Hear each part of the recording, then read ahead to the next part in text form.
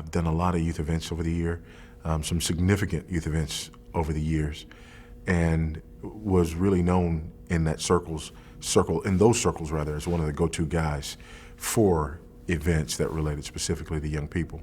And although it's never been the majority of my schedule, there had always been 10 or 15% of my itinerant schedule that incorporated these significant youth events. So I've been there, and most of the things that I was doing were things that involved the most significant, the largest, the most well-respected youth ministries in local churches, and also parachurch youth ministries in the country. Being at these events was like casting pearls before swine. These events looked the same, they sounded the same. These youth pastors were just sort of reincarnations of the same guy. The events themselves were sort of reincarnations of one another, always trying to outdo one another, and it was wholly ineffective.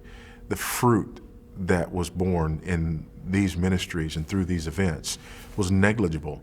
In fact, success in these youth ministries was always determined the same way. The successful person coming through the youth ministry usually went on to become a youth minister.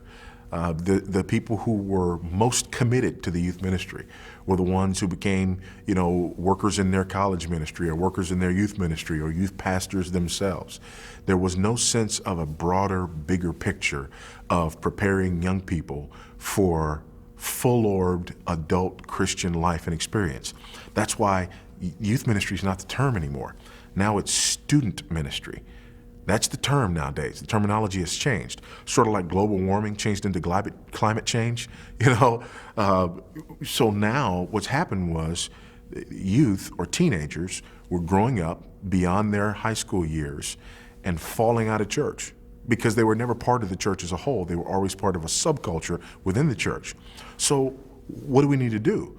Well, since we've created a philosophy of ministry, since we've created an ecclesiology that looks completely different than the church as a whole, what we have to do in order to retain these people longer is to incorporate them into a college ministry and a singles ministry.